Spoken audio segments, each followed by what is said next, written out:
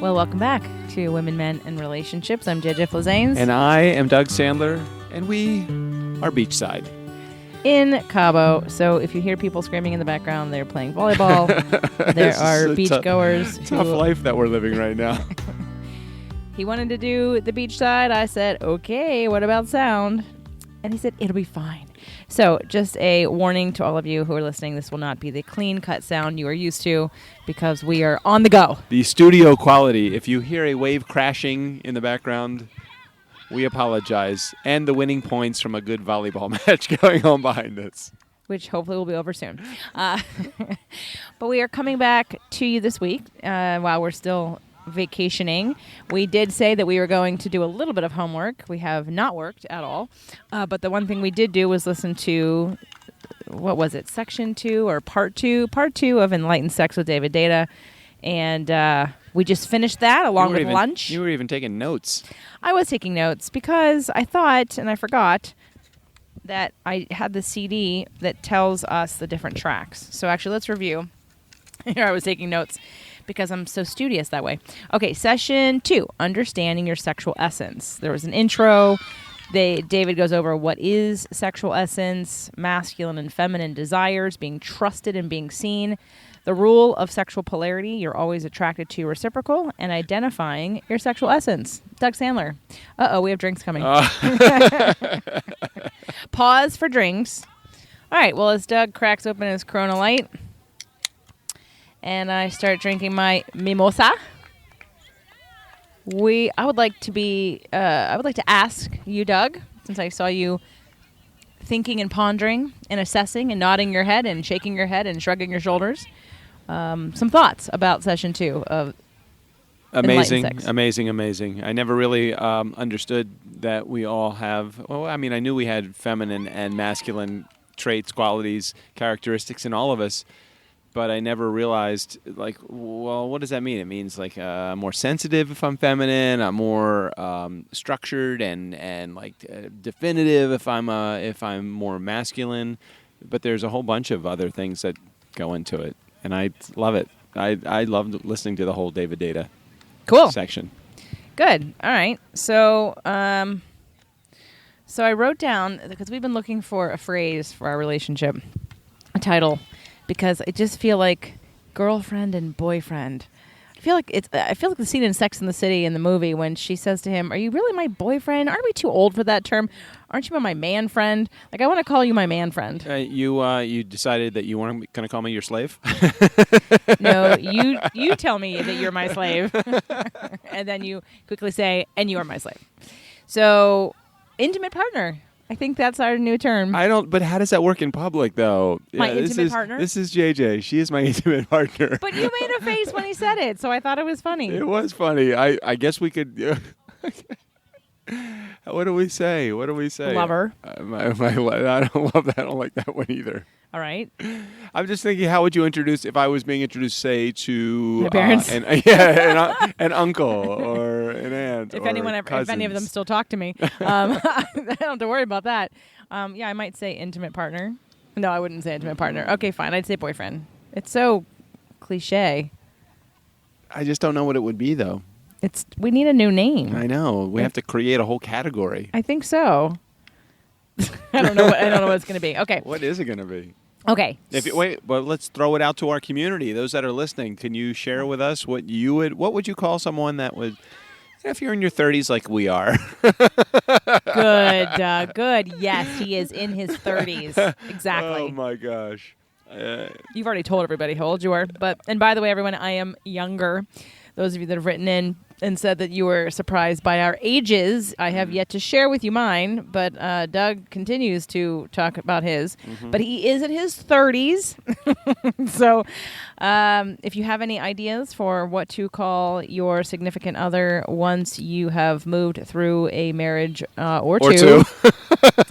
And you're past the ripe old age of 35, and it's not old. I'm just joking, but I'm okay with my age because I know it's just a number. I understand, but boyfriend sounds funny, and I definitely don't feel that number. So I know, which is why you keep talking about it because you don't relate to it, and I don't relate to it, and I think Fucking pretty hot for a 53-year-old.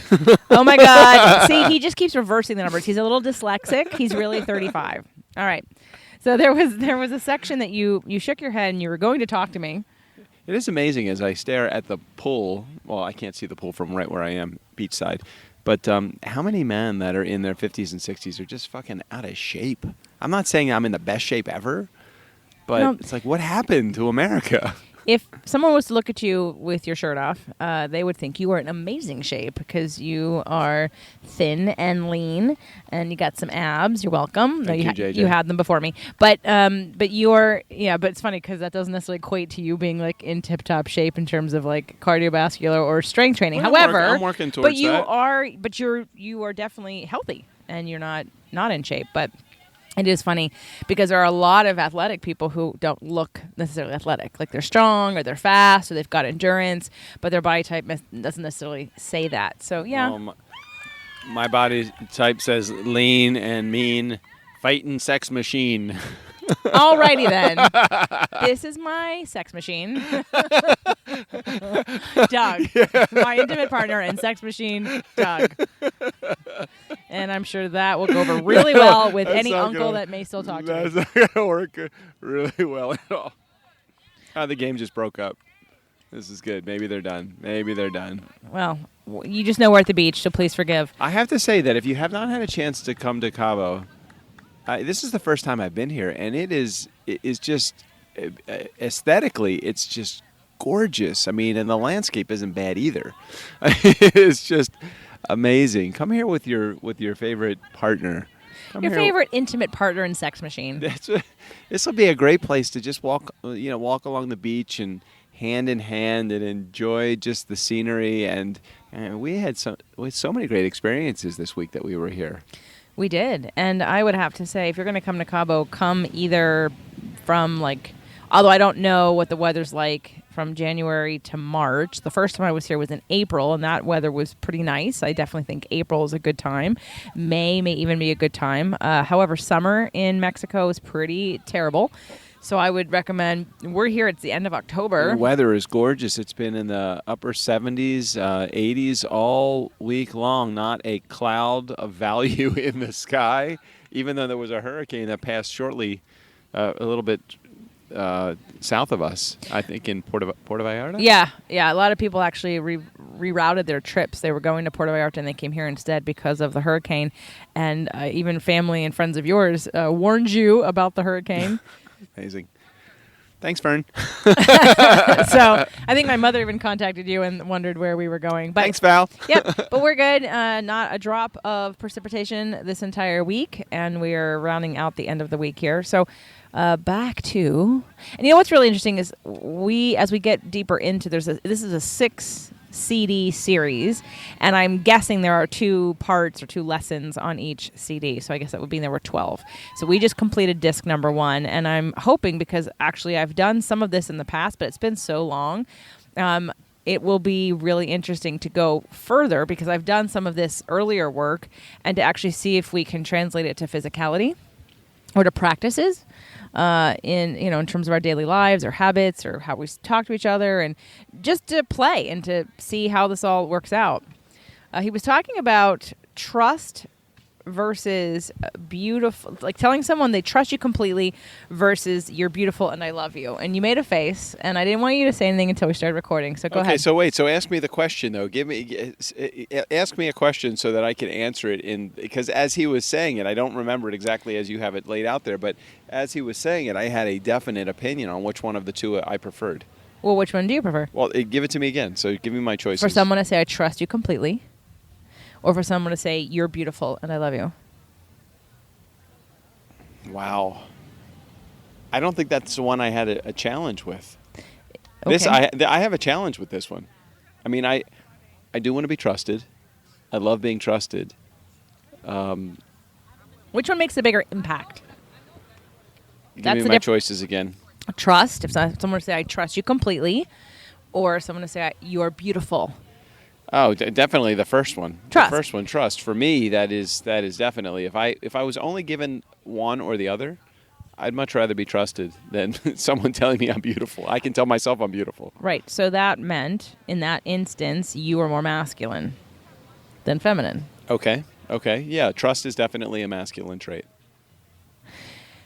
Fun enough, I probably would prefer that as well.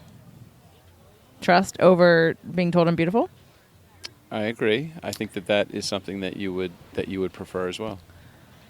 You know, obviously we're both balanced, masculine and feminine, although I'm on the other side of the line. If there's the middle, I'm hoping I'm on the other side of the closer to the feminine, and I'm hoping you're on the other side closer to the masculine. Right. I would say so. Even though we both Well, have... that's what was interesting about it. He said that the further you are towards masculine or feminine extreme would dictate your ideal partner. So if you're extremely masculine, you would best be partnered with someone that was polarized or extremely feminine.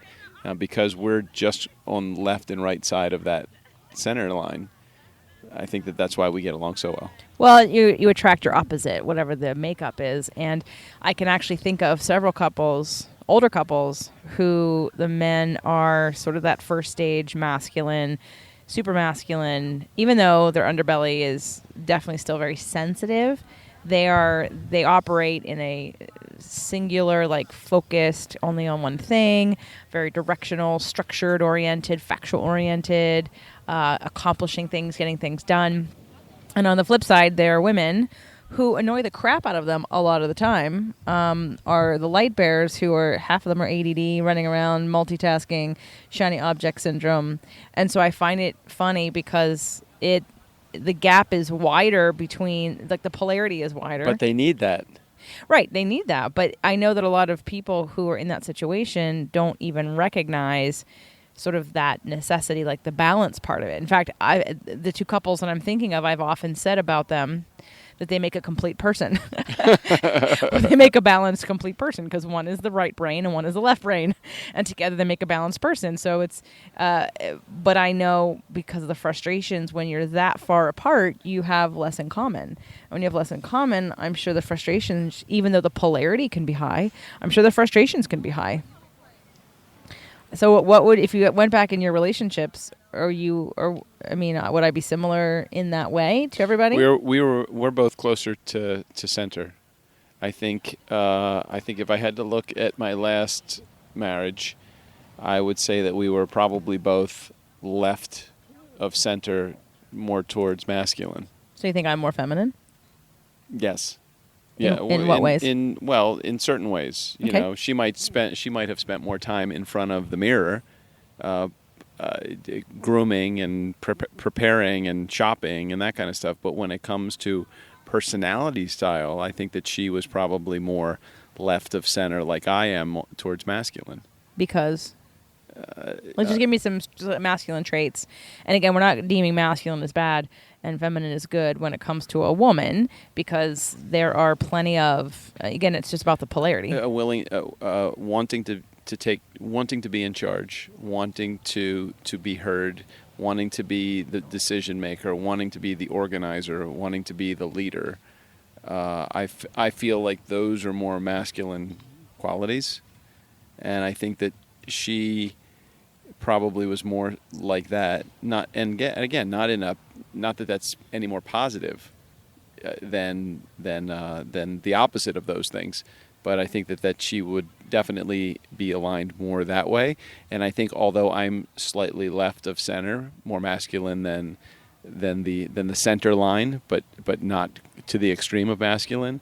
In my first marriage, I think that my wife was a lot further down in the feminine side, so further down the line, where I think that we are straddling the line just left and just right. And my most recent ex-wife was on the left side of center and towards the masculine with me. I think that my first wife was much further down on the feminine side of the scale. So why this is important for everybody to recognize in your relationships, we talked about it, I believe, on the first session, what had to do with polarity. If you don't have polarity, sexual polarity, you don't have passion. And that's where lots of people become friends and they lose sort of the sexual part of their relationship because of polarity, especially for those like Doug and I who, and like my last relationship, when you're both closer to the center, you have to actually pay attention to the polarity. You have to know how to create it. You have to understand what it is, because when you're on the opposite sides, it's easier because you're so far away. You by default have polarity almost naturally. But when you straddle the center and when you're more balanced, some of the habits and patterns that you have are going to turn your partner on, and some of them are going to turn them off, depending on, and that's for women. Definitely one of our challenges. My challenge was transitioning from being in work mode and in masculine mode to come into more feminine. But, from experience, I would say that there's also, while men and women who, again, fall somewhere in the middle, depending on where you want to land, like what do you want to have happen? And I think the awareness of it can create a schedule, a structure. If you know that, let's say you're a man who wants your woman to be more masculine when you get home from work, while you have transition time to get into home mode versus work mode, there are things that you as a man can do to help her get into more feminine mode. And I think rather than lay it all upon each individual person, there's sort of a balance of understanding what each person wants and how to get there if you want to have sex. Now, if you don't care, then it doesn't matter, and you'll just go to that neutral place and just be friends and have a good time and laugh. Help me with that, though. What would something like that be? Since I'm one that tends to struggle with the instructions in the owner's manual on sexual complexities, what would that be? How does one put someone's partner into a better position of being more masculine or more feminine? Well, first, I think it depends on what you need. So if let's say you're in a situation where you want someone to take care of you, you're feeling vulnerable, you're feeling tired and worn down, and you want to be nurtured. That polarity is going to be more mothering than it is going to be sexual. So in that case, pulling somebody. So let's say you needed me to hold you and massage your shoulders or something, like taking me by the hand and leading me out from the office into the living room or to the bedroom or to your office and gently sort of indicating or asking, hey, can you rub my shoulders? Would help sort of that balance start to happen. If it was something sexual, I think what happens a lot of times for men, and correct me if I'm wrong as a man, a lot of times some men, although men who probably are a little further on the masculine side than you are, have this idea that I'm in the mood, I'm ready, and so you should be receiving me. And it's like, well, women don't work that way. And if I've been in masculine mode this whole time too, I need transition time just like you do when you come home from work for me to get into that. And I need to be invited into that as well, because I don't want to have to be, as a woman who runs a business and who loves the masculine side, I don't want to have to work really hard for me not to get any benefit. Does that make sense? It's like, I think you adapt based on what's in your environment. I think women more have to make a conscious choice to adapt. Okay, so it makes sense, but then my question would be to that, well, as guys, how do we get, as masculine, how do we get our feminine there? How do we get the women that are in our lives to understand that we're sending out the signals? And how, if you're more feminine and you're appealing to the masculine person, how is it that you don't take offense if they don't read the signals, but you want to be taken, for example? Well, that's a hard balance. That's where I think communication in relationships is really important, because let's say you're having a bad day and you're feeling really needy and you're in your feminine because you just want to be consoled, you want to be seen, you want to be talked to. That isn't masculine. And I'm not saying masculine men don't have feelings or can't be consoled, but we can't go from I'm hugging you and holding you and nurturing to you to now I'm going to have sex with you, because my feminine is more mothering than it is polarity. I've now gone from a mother role of nurturing you, even as your partner, and there needs to be a little bit more transition time of your masculine kind of coming to the surface to create that polarity And that would be some kind of like take charge, not in a throw me down on the bed kind of way, but let's say, I don't know, in a decision to, we're done with dinner. And again, I'm always a firm believer, especially for me, in to lead. You know, you can lead with strength and masculinity, but gentleness too. So for me, having you like take my hand without words, just take my hand, take me away from the desk, pull me into whatever room you would like me to be in, sit me down. I know what used to work a lot is massaging my forearms. Like if you want me to shut up and all of a sudden like melt, it's touch. Right. And I think that's across the board for all women. Even if your love language isn't touch, I think when a man touches a woman even just in a nurturing way, I think that's when she'll shut up and she'll focus on you, because all of a sudden she's out of the story, she's out of her head, she's out of the distraction. So what would be your advice to those that are listening to this? We have what I would say is a very good level of communication. We're very communicative. You can tell me what you need and I can share with you what I need. What is it that you think that you could do with someone that might be in our listening community that really just doesn't, they're not necessarily getting that they're not getting the right signals from their spouse. They don't know what to think, what to say, what to do. What questions can they ask their significant other to help get them in the, I don't want to say get them in the mood, but at least get them into the position to get in the mood? It's probably going to sound like it's going to turn someone off, or maybe it turns you off.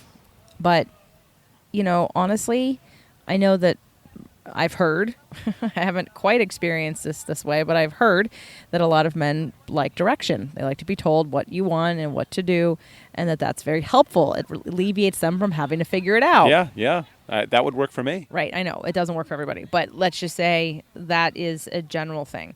So as long as it's done in a tactful, non-condescending way. It's like, don't do that. If you say don't do that, that's bad. That talking about a way to put a guy in a defensive, out of the mood, non-sexual attitude. You tell them what not to do. Right, but it's such a difficult conversation because sometimes women don't remember what they don't like until you're doing it. And then all of a sudden you're in it and you go, oh, well, when do I tell them? Because do I wait till we're done? Do I wait till before next time? Like, when's the right time? Okay, so my advice would be in this particular case, take the moment out of the situation for a moment and put yourself in a position to be able to have a conversation with your significant other about what it is that they do like, because while it may not work all the time, and while you may not remember what you like all the time, I would say if you and I had a sidebar conversation, not involved in the you're not in a position where you're just coming home from work and we're going through the train, we're not in the moment. It's like, take me out of the moment and let's just have a conversation. Hey, this is what I'm trying to accomplish. If I'm trying to accomplish this, what is the best way for us to do this so that you feel and that we feel together? And would that be a conversation that you would be open to as my what do we call intimate partner? As my intimate partner. What was the other one? Sex slave. Sex slave. Yeah. Yes, but that's because you and I are communicative and we talk. I'm thinking about the average man. Although anyone listening to a podcast at this point, you guys are all about words. So I'm just going to move in the assumption that you like words, you like listening. And while a lot of you don't reach out necessarily and communicate with us or with me or let us know you're listening to the podcast, if you're listening, you like words, which tells me that you wouldn't mind talking them or speaking them or finding a way to be heard. So, because people who don't like words don't listen to podcasts. So they listen to music.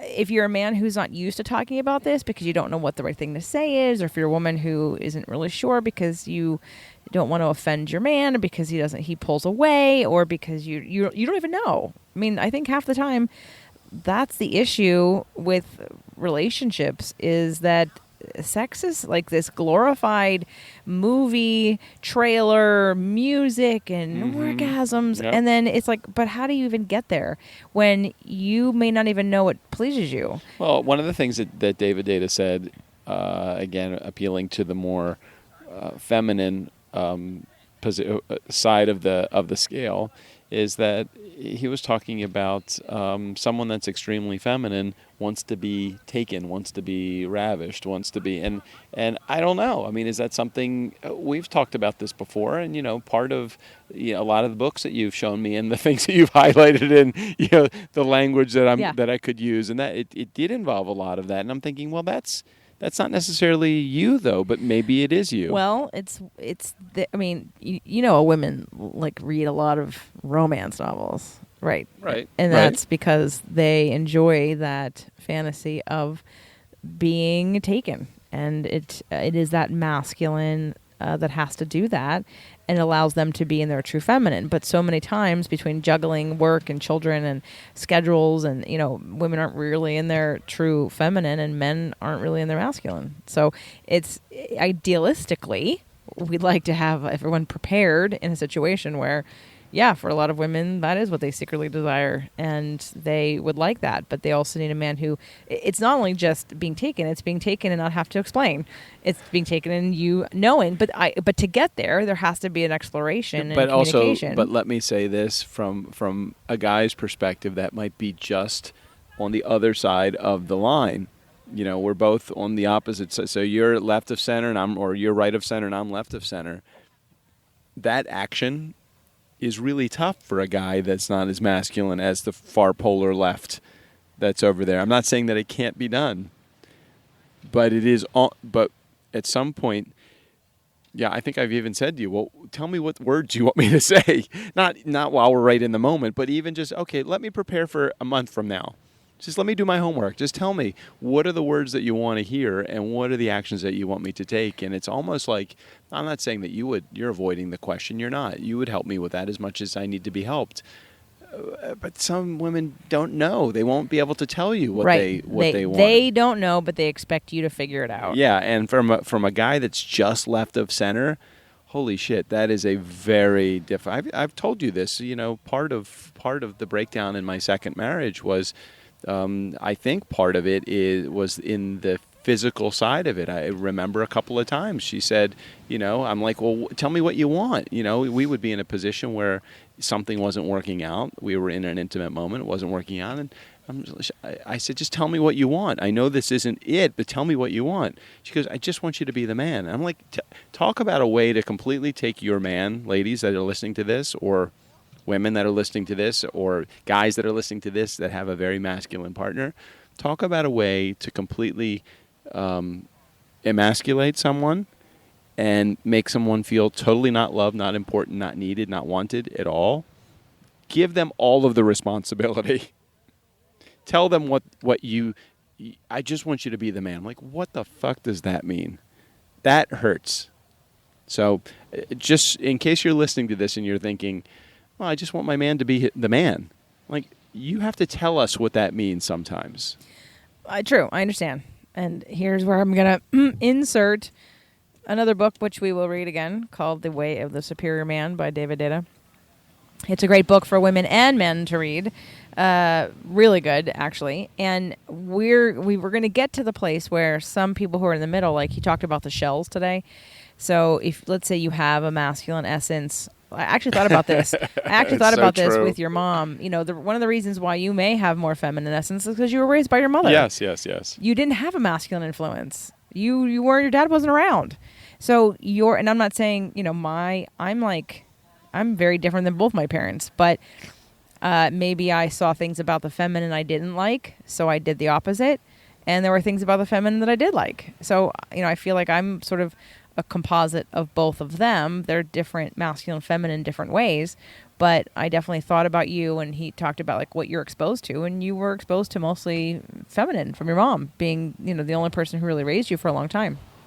So we cover up things and we have shells of things because we're not comfortable in certain practices because we don't have any experience with it.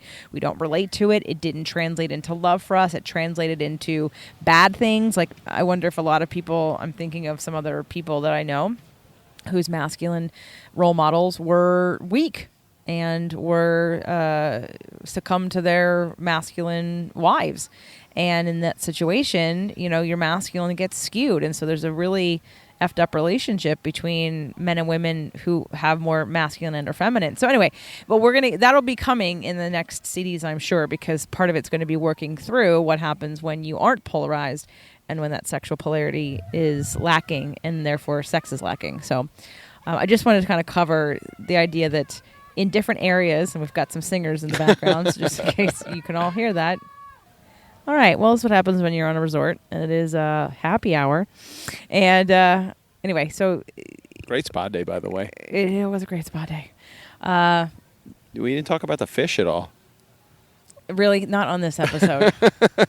Not on this episode. Next time. Let's just... so to round out your masculine and feminine habits and traits, obviously getting David Data's Enlightened Sex would be how to completely dial into the same program that we're talking about, but noticing that there are different levels of masculine and feminine in different ways, from being direct, from being light and love. Women love sparkly things. I'm sorry, not women. Feminine. Feminine loves sparkly things. Masculine usually loves direction. He talked about death. And he means death in the ways of like why men, and a lot of men and women, but mostly men, do sort of dangerous sports. In fact, my Lyft driver on the way here talked about how he knows he's going to die young because he keeps doing things that challenge his life all the time. Bungee jumping, falling out of airplanes, jumping out of things, jumping off of things. And that is a very masculine trait, but a lot of women don't understand that, and so then they make men wrong, and we're going to get into that later. So, Doug, to round out today's lesson about understanding your sexual essence, what are some highlights you think that were interesting to you that you want to share with people who are listening? You have to pick. You can't be everything. You can't be, I mean, you're not going to be all masculine on one side and all feminine on another. If that's the case, you're probably pretty close in the center. You can't be extreme at everything. And what's great about it is that you're going to pick a partner that is you're reciprocal. So wherever you are on the line to the left, you're going to find that on the line to the right. If you're dead in the center, you're going to pick you're most compatible with that. You will have partners that are outside of those reciprocal arrangements. However, your most compatible partner is going to be someone that is going to be the reciprocal of what you are on that line. That to me was the biggest standout for sure. I'm thinking about Alison Armstrong's work in understanding men, and that a lot of women don't understand the differences between men and women in general. So before we get into that kind of work, I just want to encourage all women who are listening to this to remember that your man is not a hairless version of you, or not a men think that women are hairy men and should act like them. And women assume that men know that they're doing it wrong, or that they have missed something, or that they're just misbehaved. And that's not the truth either. So there are very distinct differences between masculine and feminine behaviors that aren't good nor bad. They just are. So try to have a little bit more compassion when you see in your partner the things they do differently than you, because it's what creates a polarity between you. I think it's just the awareness of who your partner is. I think, as you were stating just now, just the awareness that there are differences, and that you're not trying to change those differences into something closer to who you are. You just have to understand there are differences, and be thankful that there are differences, because those differences are what create the polarity that you need to have a charged relationship, sexually or otherwise. Yep. Yes, absolutely. All right. Well, coming to you from Cabo, I'm JJ Flizanes. And I am Doug Sandler. Until next week. Bye, everybody.